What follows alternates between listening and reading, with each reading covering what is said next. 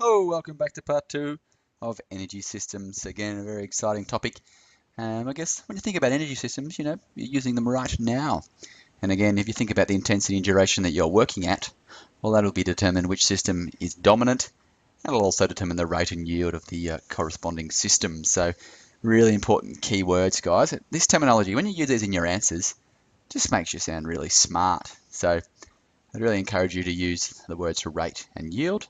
The rate meaning basically how quickly an energy system produces basically energy for movement, and the yield is about the total or amount or capacity of ATP that an energy system can produce.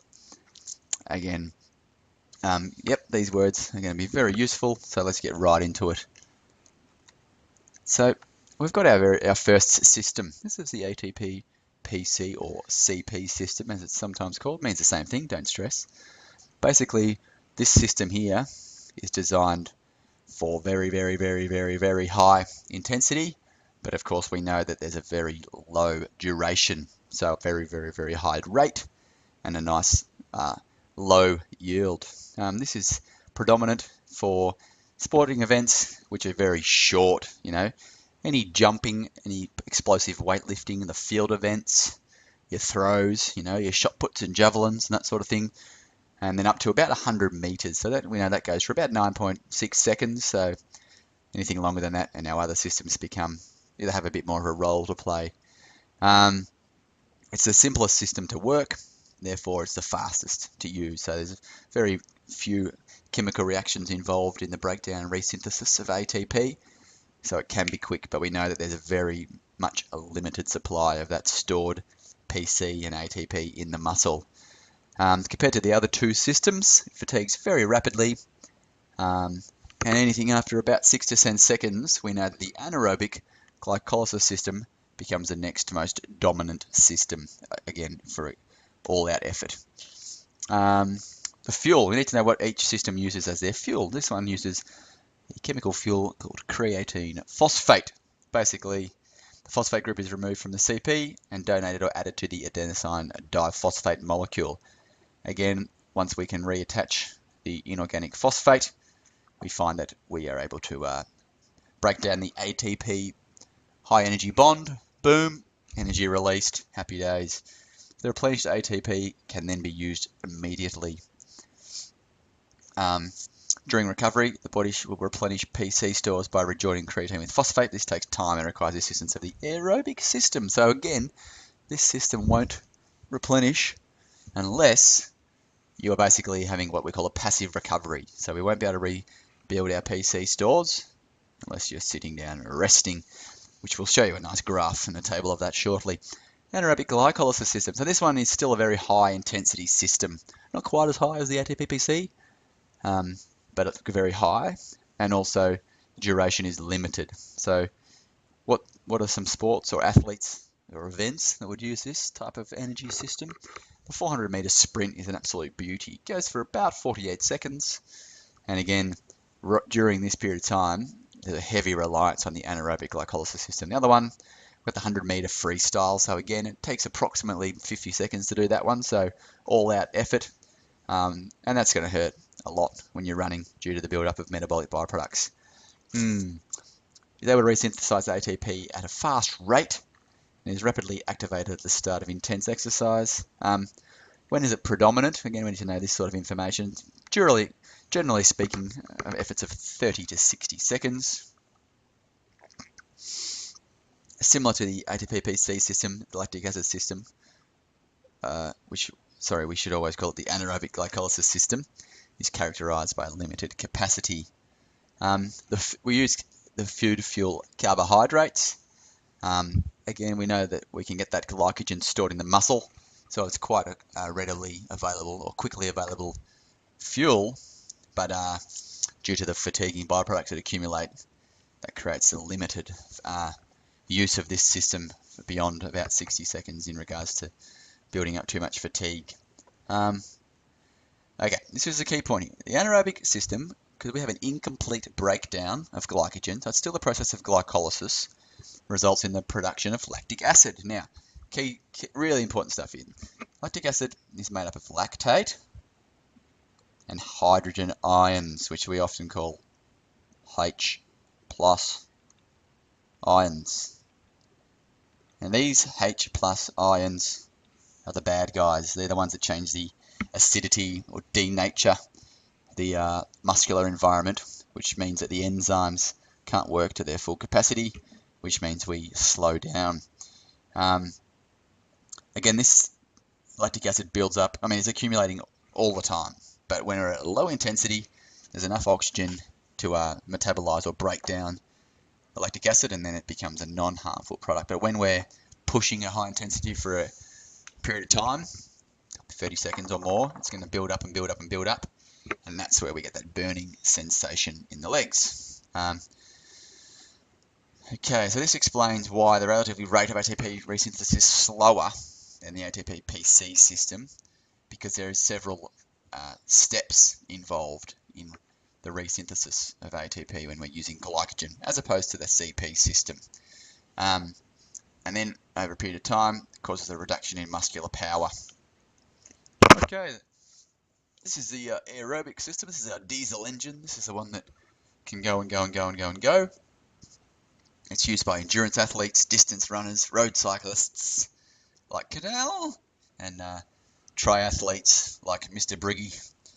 So these athletes use a pay-as-you-go system, which is very different from the power and speed athletes. So they're relying on stored energy, whereas the elite athletes in this area basically are able to synthesize that ATP continuously over and over and over again through the use of food fuels.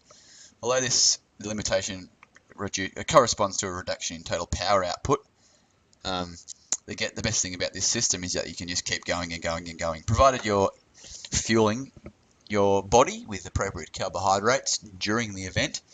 This system theoretically has an unlimited capacity to continually rebuild or resynthesize that ATP, so it's a really good system. When we're at rest, you're sitting there right now, probably half asleep. Wake up!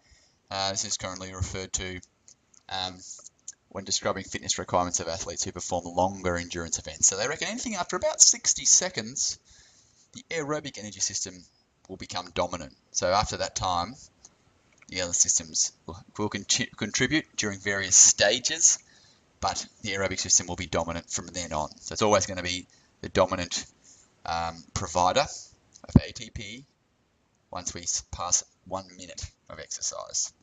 And of course, when we talk about energy system interplay, we know that it is also switched on at the commencement of any activity. So it's always there. But very important in team sports where there's a lot of stopping and starting. The reliance on that aerobic system to continually help remove other byproducts, but also continually resynthesize ATP. Quite a versatile system in contrast to the other two energy systems that we've already looked at today. This particular aerobic system can Okay guys, apologies for that interruption. So I guess the next sort of thing that we look at with this system, is the different fuels. So it's quite a flexible system under most exercise conditions. So when you're actually exercising, our body's preferred fuel is the carbohydrates. So it's a little bit more efficient than the fats in regards to the oxygen cost. About half as much oxygen required to break down that carbohydrate in regards to rebuilding the ATP. The lipids are our preferred fuel when we're sort of resting. So if your intensity is very low or you've been going for a really long time and you're sort of running out of carbohydrates, our body can and will use fats as a fuel. So it's quite versatile, and it's all through the aerobic system. Sort of two words or two names that we use to describe them. If you're using the aerobic system and glycogen as your fuel, so aerobic glycolysis, then that is an oxygen-dependent breakdown of carbohydrates. And using those fuel sources of glycogen, blood, glucose. If you're using fats, another word for fats is lipids, so we call it the aerobic lipolysis system. And that's the oxygen-dependent breakdown of fat fuel sources. And we can use the triglycerides in the muscle and the free fatty acids in the blood. Now, why does the aerobic energy system have the slowest rate? Some good spelling skills there. So again, Common question, but it's easy to answer. In comparison to the anaerobic systems, this process is far more complex, as it requires 3 stages of metabolism to be completed to yield the full amount of ATP. So basically, why is it slower? There's so many steps involved to metabolize and break down the food fuels that we're using there. So the aerobic release of energy from the breakdown of carbohydrates and fats, resulting in the production of water. So you've got H2O, carbon dioxide, and a little bit of heat. Okay, another really good table. You get a copy of these from your textbook. So some really good things to talk about here is the duration of the different systems. The peak power talks about when do these systems provide their peak amount of energy production. The intensity, so we're talking about a percentage of heart rate. So that's probably only important now when looking at the aerobic system, because you can see there that when we're going above sort of 75 to 80% of our maximum, we're using the aerobic glycolysis, and below that sort of 75% and into rest, we're using the lipolysis or fats as our fuel. Same with our VO2 max. That's some more words we'll learn about later. Perceived exertion, we're looking at what sort of, how hard are you working? And for those short anaerobic type things, you're working at maximal intensity as fast as you can. When we get back to the aerobic system, it's moderate to very hard. We need to know about the fuels, the yield, again, how much? So it's just a measure, millimoles. So we've got less than 1 mole of ATP when we're looking at the ATP-PC system. 2, we're looking at the anaerobic glycolysis system. And then look at the jump there with our aerobic systems. That's purely because they can last so long. Byproducts, again, pretty important. What sort of training would I do to build those particular systems? That's going to be important later on in the year. I guess we're going to do some testing in class looking at the blood lactate, which is a direct marker for hydrogen ions. We need to know those byproducts, and the typical events is also good. So going through those examples there we've gone over already. This is another slide. It's been around for a few years now, but there's basically the research shows this is exhaustive exercise. So it's not intermittent. It's not when you're going at half pace. It's when you're going boom. I'm going to run as fast as I can away from a giant tiger that's chasing me. So for the first 0 to 10 seconds, so it's 10 seconds, fast as you can, 94% anaerobic, 6% aerobic.